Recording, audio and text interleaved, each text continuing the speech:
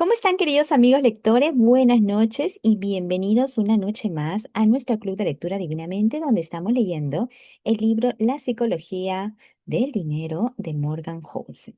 Esta es la tercera temporada del año, es el tercer libro que estamos leyendo y que nos está permitiendo un conocimiento diferente al que teníamos en libros anteriores. Como siempre, antes de empezar, les recomiendo y les pido que hagamos una respiración profunda con los ojitos cerrados, inhalando, que todo el aire vaya al diafragma y al exhalar soltar todo el peso del día. Nuestra misión con esta respiración es conectar con este momento presente. Este es un espacio seguro para poder aprender y, ¿por qué no?, reflexionar también.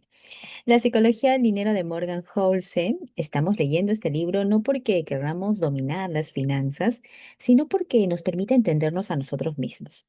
Y el cambio que vamos a notar en nuestra vida es potente. Por algo es uno de los libros más vendidos a nivel mundial. Nos va a permitir dejar de cargar con la culpa de aquellos errores que hayamos cometido en el pasado y empezar a tomar decisiones con mucha más calma, no con el miedo. Hemos ya avanzado el primer capítulo, donde hemos podido descubrir que no estamos locos cuando tomamos alguna decisión.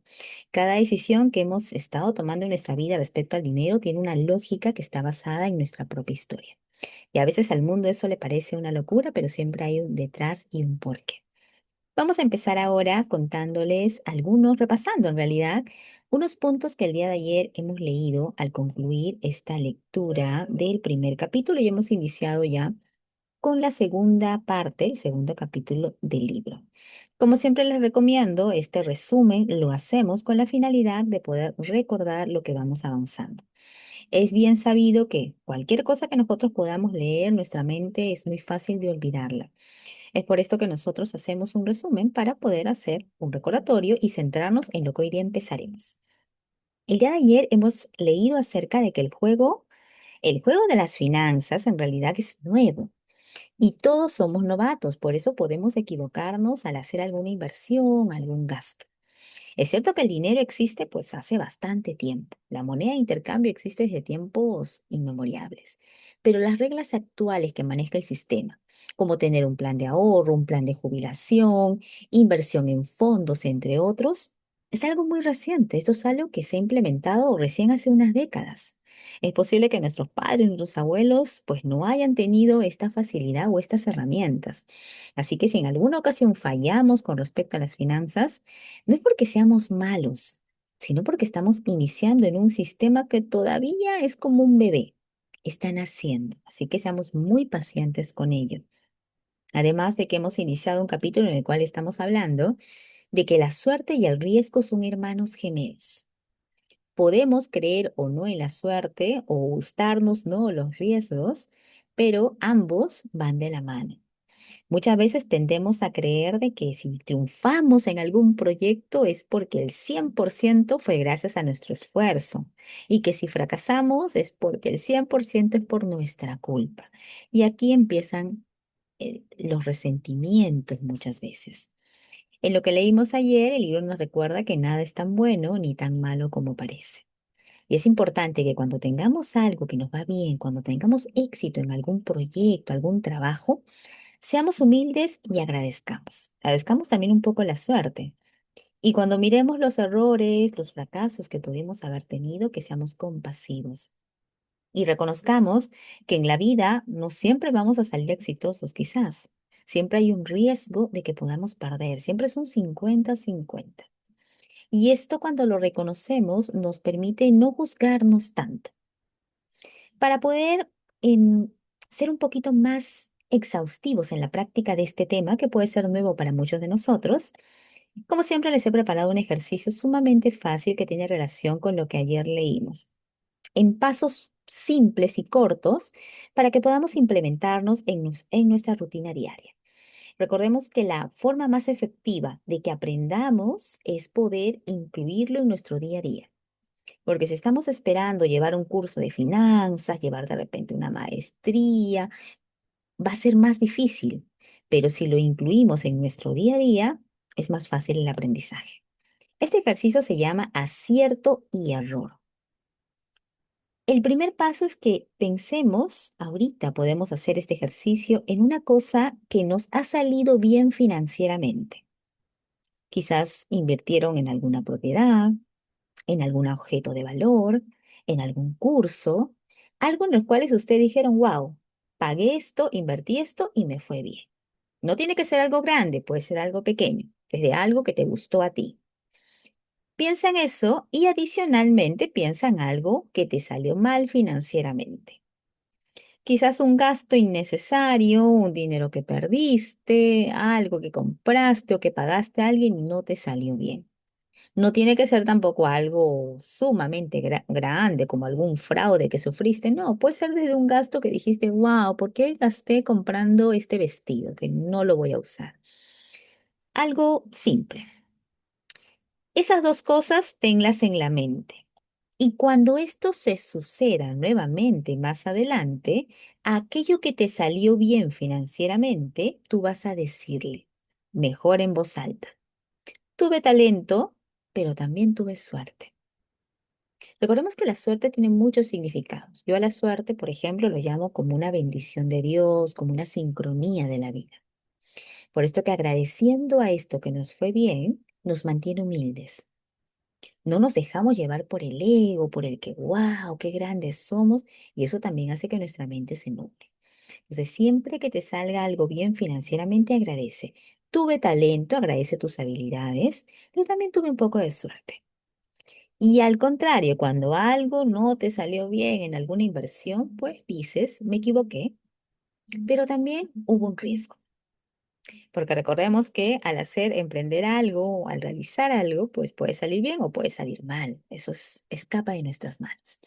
Y además que eso nos quita la culpa. Ya no estamos pensando, ay, ¿por qué hice esto? Me equivoqué, ¿qué estaba pensando? Lo arruiné todo. No, me equivoqué, pero también hubo riesgo. Y eso es natural. Y cada vez que el dinero te estrese, porque suele pasar, a veces nos damos cuenta, pasan temporadas en las cuales hacemos muchos gastos. Estamos ahora en la época escolar, por ejemplo, y eso nos puede causar estrés si estamos comprando algunos útiles, materiales para los hijos, o de repente invirtiendo en el negocio. Cada vez que el dinero te estrese, recuerda que nadie tiene un manual completo, porque este sistema de ahorro, de finanzas, de inversiones es muy joven. Así que no tienes un manual completo. Es lógico que el dinero te dé preocupación, pero también mantén la calma, porque todo esto es un sistema nuevo. Este ejercicio permite que bajemos nuestro ego cuando ganamos, cuando triunfamos económicamente, y también que bajemos la culpa cuando perdemos. Súper simple, pero la fuerza que vas a tener con este ejercicio va a ser totalmente radical. Así que practícalo en tu día a día, desde mañana mismo. Si es que ahora puedes hacer este ejercicio, hazlo. Recuerda que a nuestro cerebro le gusta la repetición. Cuanto más repitas esta práctica, pues va a ser automático. Va a haber un momento en que si hiciste algo mal con el dinero, pues no te vas a culpar, no vas a sufrir, no te vas a estresar. Vas a decir, ok, me equivoqué, sigo adelante porque sé que había un riesgo. Ese es en realidad el resultado que buscamos obtener. Practícalo y me cuentas qué tal te fue con este ejercicio. Ahora, habiendo ya hecho este recordatorio de nuestra última lectura de ayer, vamos a continuar en donde nos quedamos el día de ayer. Recuerden que ya hemos iniciado un segundo capítulo donde estamos hablando de la suerte y el riesgo, que es justo también un recordatorio, el ejercicio que hoy día he elaborado para ustedes. Y estamos en la página 35 del libro virtual. Como siempre les recomiendo que tengan a la mano su diario, un cuaderno de notas que sea exclusivamente para sus lecturas. Y ojo que ahí pueden almacenar todas las lecturas de cualquier libro que tengan. En este cuadernito pequeño van a anotar alguna cita que les guste del libro. Si anotan una cita, es copiarla tal cual aparece en el libro, más la página en la cual ustedes están extrayendo ese texto. Pero más importante que esto lo vemos también al cierre de la lectura, anotar algunas reflexiones. ¿Qué me hizo sentir el texto? ¿Qué noté? ¿Cómo lo puedo aplicar? Y finalmente, y sumamente importante, anota las palabras nuevas. Quizás no sean nuevas para ti, pero posiblemente no las uses. Acá hay una, por ejemplo, infringía. podemos saber o intuir qué significa exactamente. Pero si te causa duda o curiosidad, anótala, anota el significado y ponte como reto usarla mañana mismo.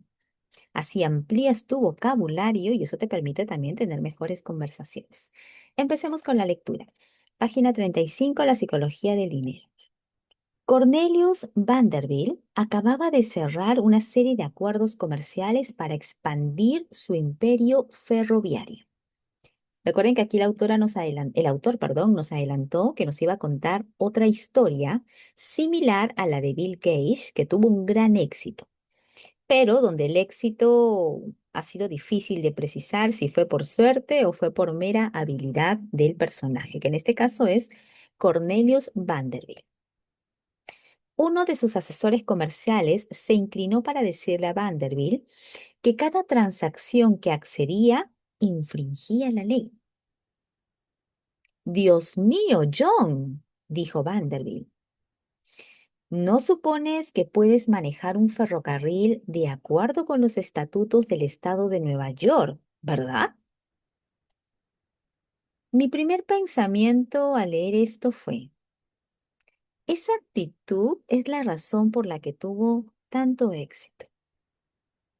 Las leyes no se adaptan a los ferrocarriles durante la época de Vanderbilt. Así que dijo, al diablo con esto. Y siguió adelante de todos modos.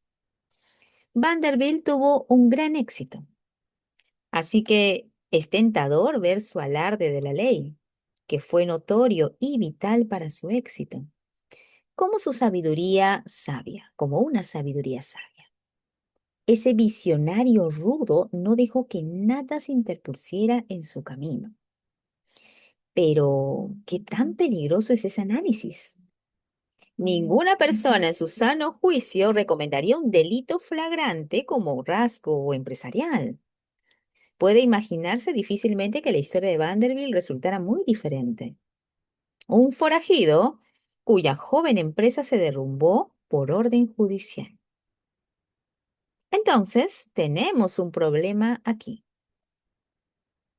Puede elogiar a Vanderbilt por hacer alarde de la ley con tanta pasión, como critica a Enro por hacer lo mismo. Quizás uno tuvo suerte al evitar el brazo de la ley mientras que el otro se encontró en el lado del riesgo. Aquí nos está contando que Vanderbilt en efecto fue muy exitoso, un empresario exitoso en el sector ferroviario, pero que habían algunas leyes que él se saltaba.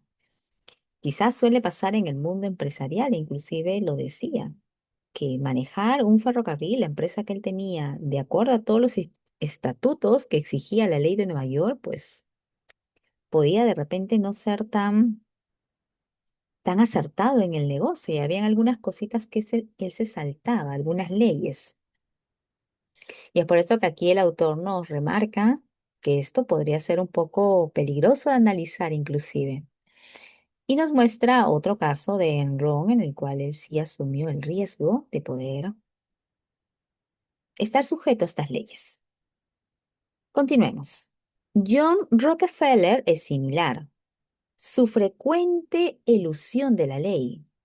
Un juez una vez llamó a su empresa nada mejor que un ladrón común. A menudo es retratado por los historiadores como astuto, astucia empresarial. Nos está contando aquí el caso de otro millonario también muy conocido, Rockefeller, que de igual manera también se saltaba varias leyes. Y por eso también el éxito, eso sumó al éxito que tuvo. Inclusive lo llamaban un ladrón común. Tal vez lo fue, pero cuando cambia la narrativa de no permitiste las leyes obsoletas, no permitiste que las leyes obsoletas se interpongan en el camino de la innovación. A, cometiste un crimen. O qué poco tendría que cambiar la historia para que la narrativa pasara de Rockefeller era un genio, trata de aprender de sus éxitos. A, Rockefeller era un criminal. Trató de aprender de sus fracasos comerciales muy poco. Entonces acá hay dos visiones. Como Rockefeller triunfó y acumuló una gran cantidad de fortuna y por ende fue una persona muy influyente en su rubro, algunos lo pueden considerar como un genio, a pesar de que se saltó varias leyes, y otros definitivamente lo podrían tratar como un criminal, que nunca aprendió de sus fracasos, o muy poco inclusive. Suele pasar, inclusive en el mundo, no solo de los negocios, en el mundo empresarial, es muy difícil separar al autor de su obra, porque es bien sabido que una persona no puede ser exitosa o si es que no es una buena persona. Y es posible que ustedes conozcan también algún caso de alguna persona que triunfó en la vida en X área, pero lo hizo también quizás atropellando a algunos, pasándose, saltándose algunas leyes, y eso difiere mucho del éxito que tuvo. Continuemos. Dijo Vanderbilt una vez, ¿qué me importa la ley? ¿Qué? ¿No tengo el poder? Lo hizo y funcionó. Pero es fácil imaginar que esas son las últimas palabras de una historia con un resultado muy diferente. La línea entre atrevido e imprudente puede ser muy delgada. Cuando no damos riesgo y suerte, su facturación adecuada a menudo es invisible. Benjamin Graham es conocido como uno de los mayores inversores de todos los tiempos, el padre de la inversión en valor y el primer mentor de Warren Buffett. Pero la mayor parte del éxito inversor de Benjamin Graham se debió a la posesión de una enorme parte de las acciones de Geico, que según él mismo admitió, rompió casi todas las reglas de diversificación que el propio Graham estableció en sus famosos textos. ¿Dónde cae aquí la delgada línea entre audaz e imprudente? No lo sé. Graham escribió sobre su bonanza de Geico. Un golpe de suerte o una decisión sumamente astuta. ¿Podemos distinguirlo? No es fácil. De manera similar, pensamos de Mark Zuckerberg. Es un genio por rechazar la oferta de Yahoo de $1.000 millones en el 2006 para comprar su empresa. Recordemos que Mark Zuckerberg es el creador de Facebook y en su momento, en el 2006, Yahoo, que era una marca mucho más conocida años atrás, quiso comprar Facebook, pero Mark Zuckerberg lo rechazó. Y bueno, ya sabemos lo que sucedió después. Mark Zuckerberg vio el futuro de su marca y se mantuvo firme. No vendió. Pero la gente critica a Yahoo con tanta pasión por rechazar su propia gran oferta de compra de Microsoft. Esos tontos deberían haber cobrado mientras pudieron. ¿Cuál es la lección para los emprendedores aquí? No tengo idea, porque el riesgo y la suerte son muy difíciles de precisar. Hay tantos ejemplos de estos. Innumerables fortunas y fracasos deben su resultado al apalancamiento. Los mejores y peores gerentes impulsan a sus empleados lo más duro que pueden. El cliente siempre tiene la razón y los clientes no saben lo que quieren. Son ambas sabiduría empresarial aceptada. Es cierto, acá hay dos conceptos. Si tú has trabajado o trabajas con clientes, es posible que esto lo sepas de memoria. Clientes siempre tienen la razón, se dice, y aparte sabemos que los clientes pocas veces, casi nunca saben lo que quieren. La línea entre inspirador audaz y tontamente imprudente puede tener 1 milímetro de grosor y solo se puede ver en retrospectiva. Repito, la línea entre ser un inspirador audaz y ser tontamente imprudente puede tener 1 milímetro de grosor y solo se puede ver en retrospectiva. El riesgo y la suerte son dobles. Este no es un problema fácil de resolver. La dificultad para identificar qué es suerte, qué es habilidad y qué es riesgo, tres cosas distintas. ¿Qué es suerte? ¿Qué es habilidad? y qué es riesgo, es uno de los mayores problemas que enfrentamos cuando tratamos de aprender sobre la mejor manera de administrar el dinero. Pero dos cosas pueden indicarle una mejor dirección. Qué interesante, es probable que esto también nos pasa a nosotros cuando queremos invertir en algo en particular. Podemos tener la suerte que salga bien, habilidades que nos lleven a tomar una gran decisión y también sabemos que corremos un riesgo si es que eso no resulta como queremos. Tenga cuidado a quien elogia y a quien admira. Tenga cuidado a quien menosprecia y desea evitar convertirse. O simplemente tenga cuidado al asumir que el 100% de los resultados se pueden atribuir al esfuerzo y a las decisiones. Después de que nació mi hijo, le escribí una carta que decía, en parte, algunas personas nacen en familias que fomentan la educación. Otros nacen en familias que están en contra. Algunos nacen en economías florecientes que fomentan el espíritu empresarial, pero otros nacen en la guerra y en la miseria. Quiero que tengas éxito y quiero que te lo ganes, pero tenga en cuenta que no todo el éxito se debe al trabajo duro y que no toda la pobreza se debe a la pereza. Tenga en cuenta al juzgar a las personas, incluido usted mismo. Qué bonito fragmento que le escribe el autor a su hijo cuando nace, dándole una visión, una perspectiva de cómo es el mundo en cuestión de emprendimiento, en cuestión incluso de dinero, en cuestión de vida en general.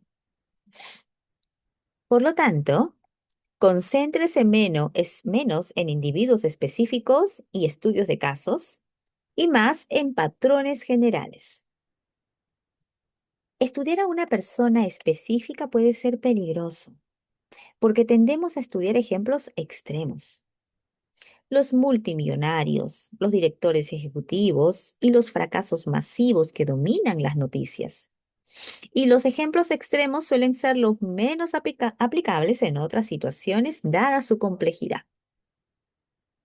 Cuanto más extremo sea el resultado, es menos probable que pueda aplicar sus lecciones a su propia vida, porque es más probable que el resultado esté influenciado por extremos de la suerte o extremos del riesgo.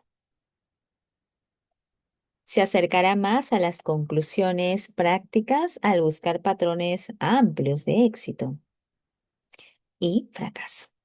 Se acercará más a las conclusiones prácticas al buscar patrones amplios de éxito y de fracaso.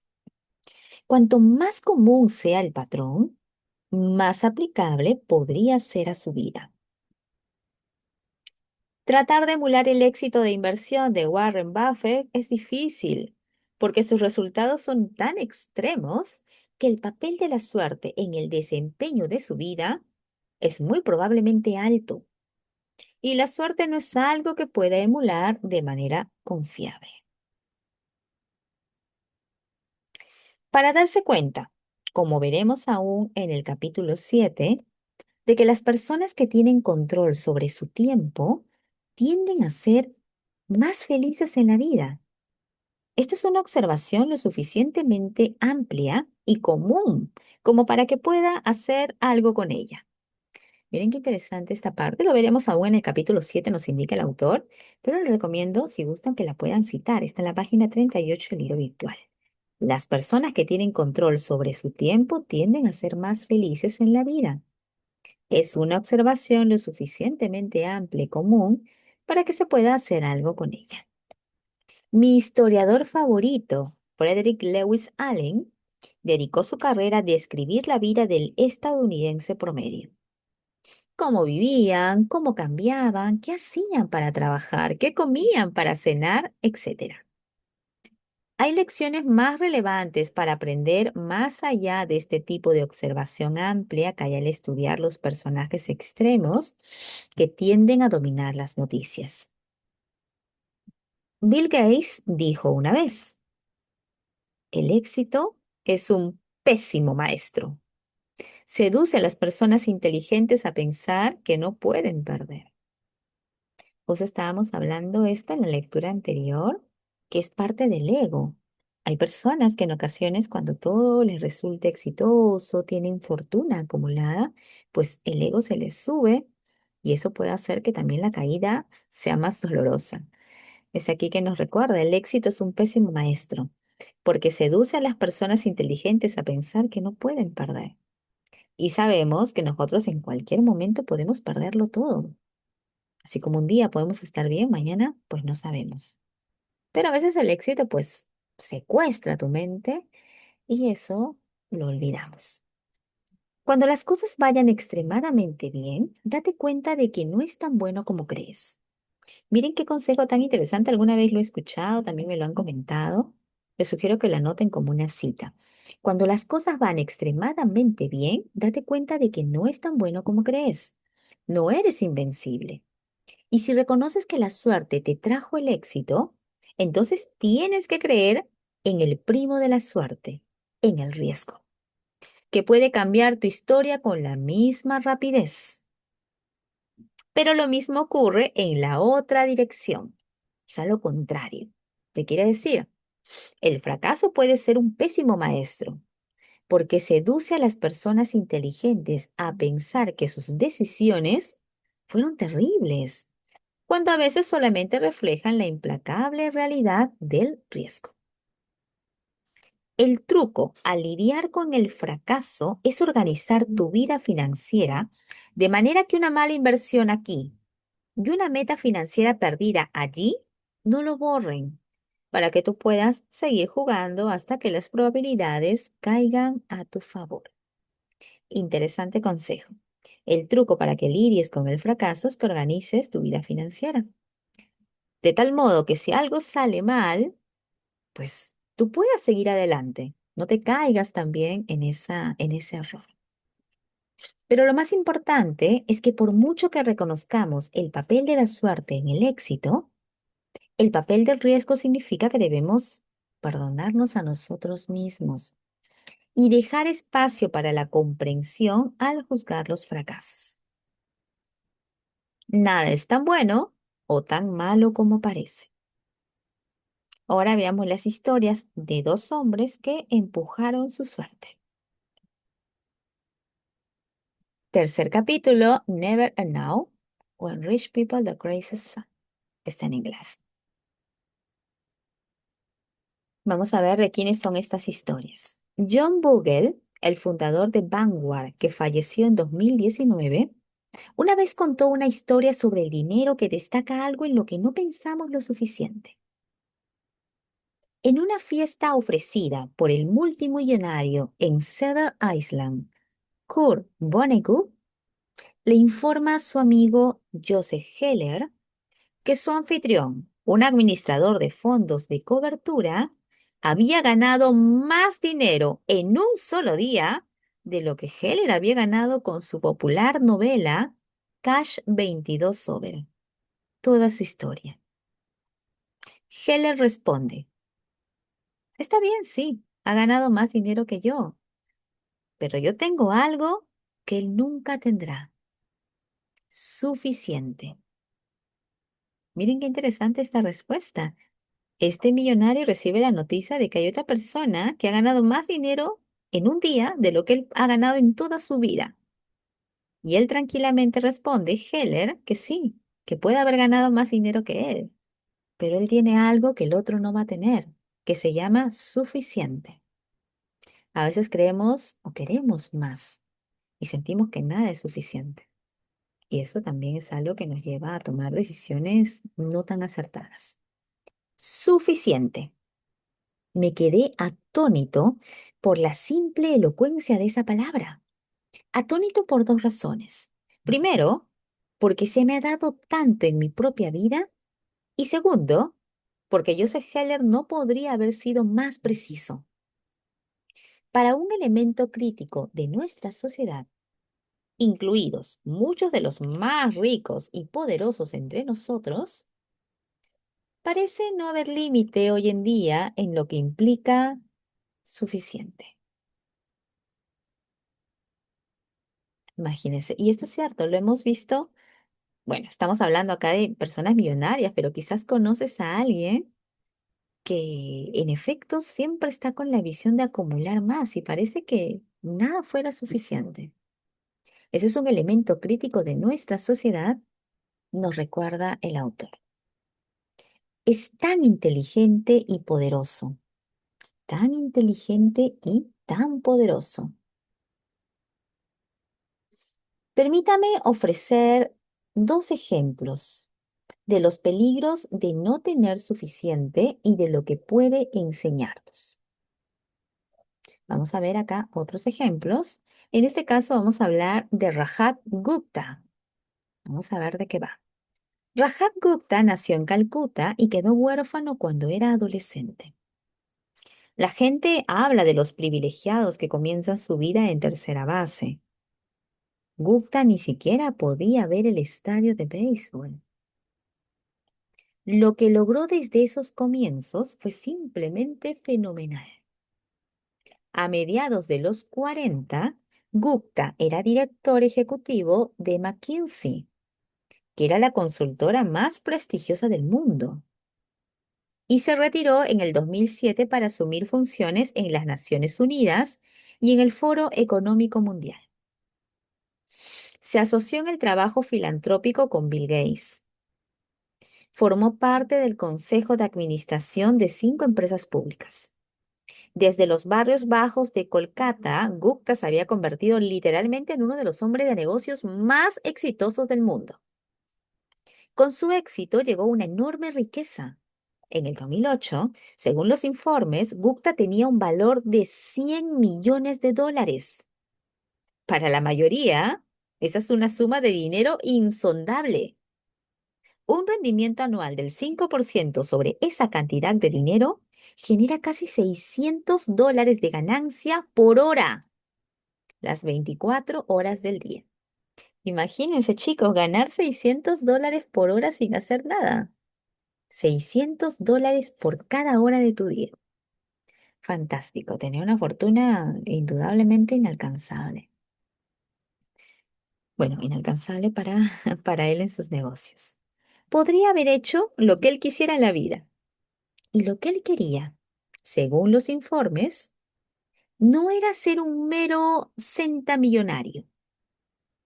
Rajat Gupta quería ser multimillonario y lo deseaba desesperadamente.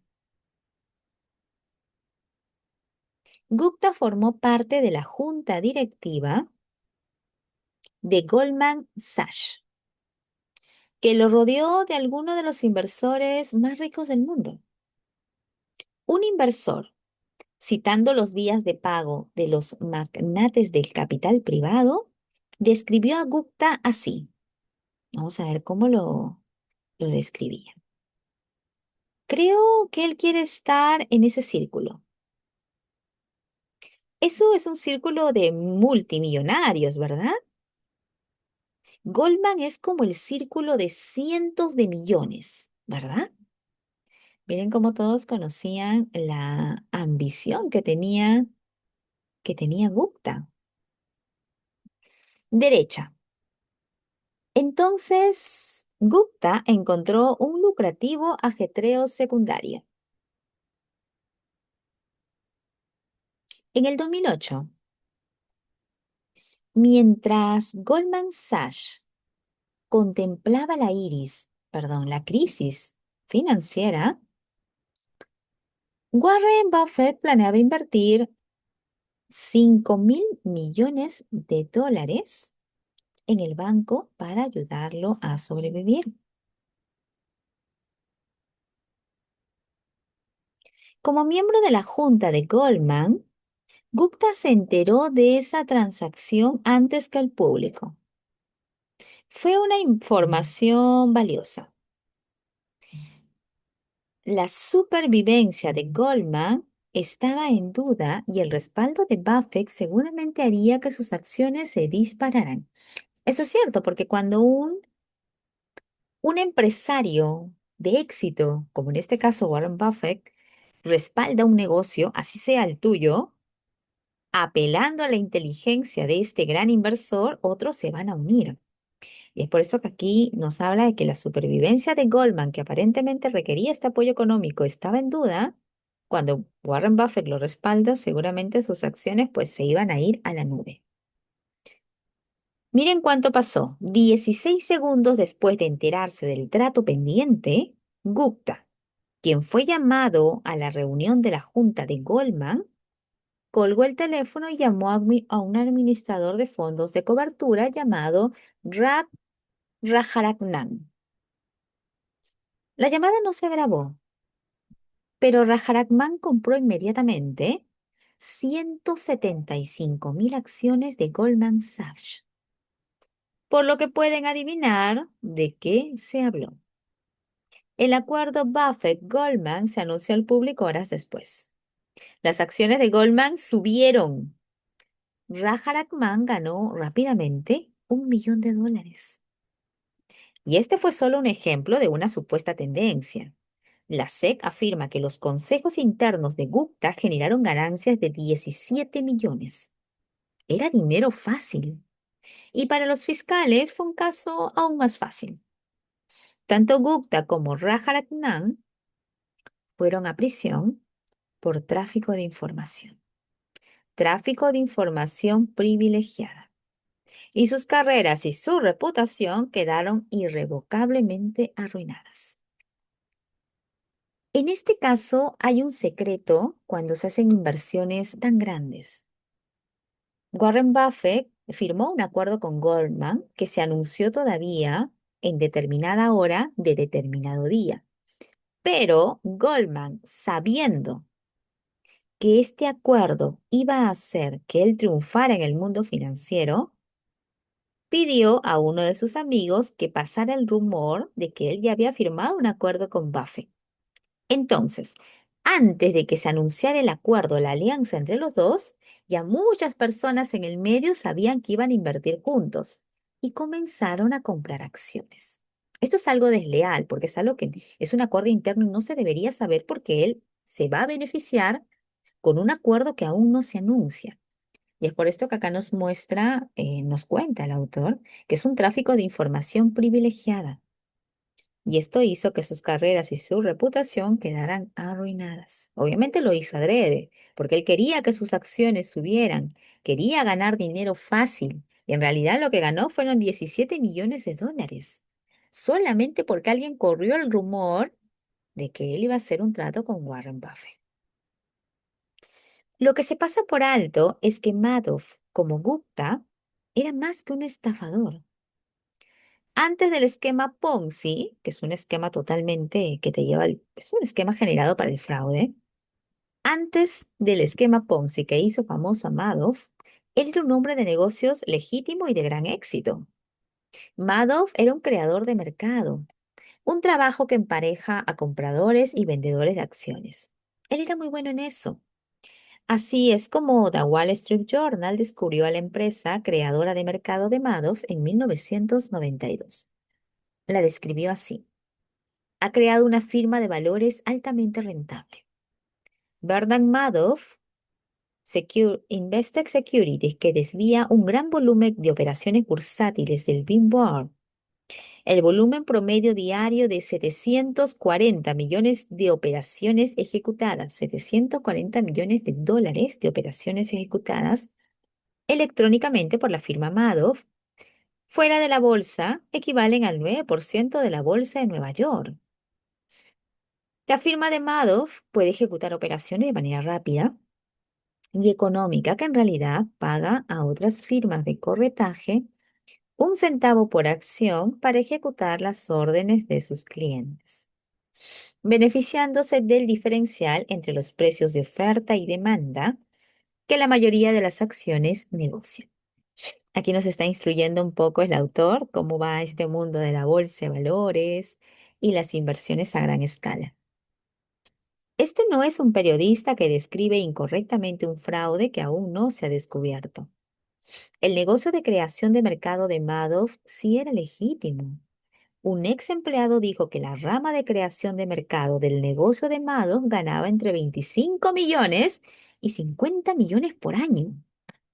El negocio legítimo y no fraudulento de Bernie Madoff fue en cualquier medida un gran éxito. Lo hizo enorme y legítimamente rico. Y sin embargo, el fraude.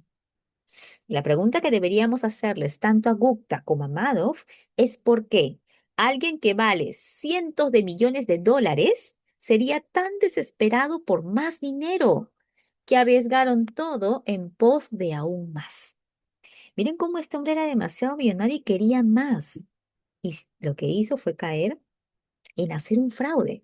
Y esta es la pregunta que nos dice el autor, que estoy segura que ustedes también querrían hacérsela. ¿Por qué alguien que ya vale cientos de millones de dólares está tan desesperado por más dinero que arriesga todo lo que tiene, incluyendo su reputación? Y tu reputación, recuerda que es lo más valioso que tú tienes.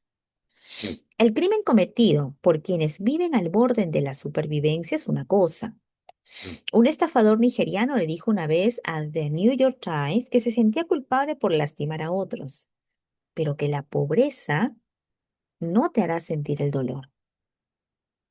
Lo que hicieron Gupta y Madoff, estos estafadores, es algo diferente. Ellos ya lo tenían todo, tenían riquezas inimaginables, tenían prestigio, tenían poder, tenían libertad.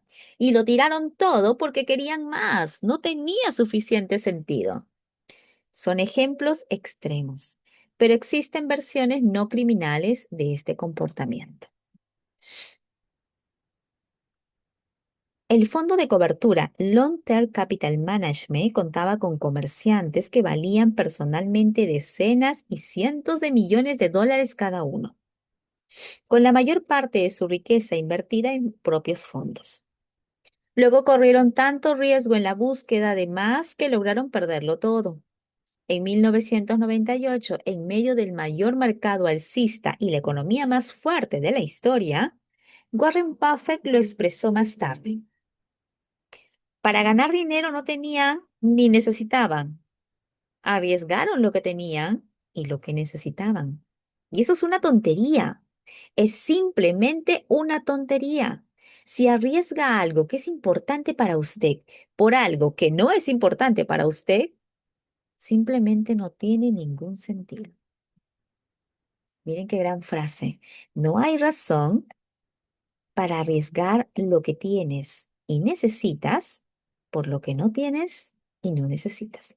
Y creo que esto se aplica a cualquier ámbito de tu vida, en las relaciones personales, en las amistades, obviamente en los negocios. No hay razón para arriesgar lo que tienes y necesitas por lo que no tienes y no necesitas. Es una de las cosas que es tan obvia como también pasada por alto.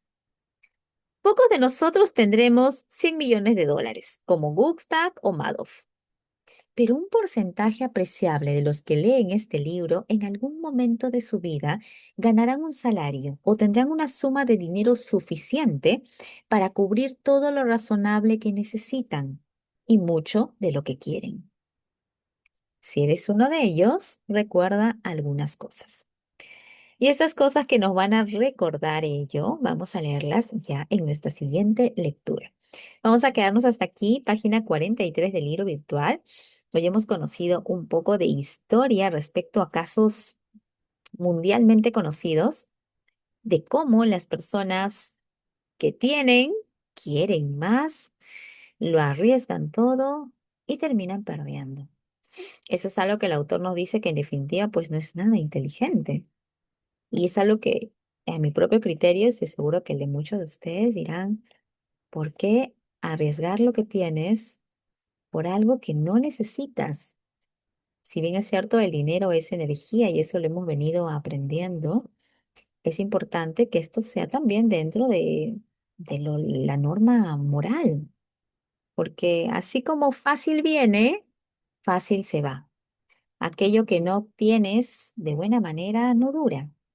Y es aquí hemos visto ejemplos clarísimos en esta lectura. Gracias por su compañía. Vamos a hacer la lectura del día de hoy para conversar un poco con las chicas del Club de Lectura y continuamos luego en una próxima edición con la continuación del libro.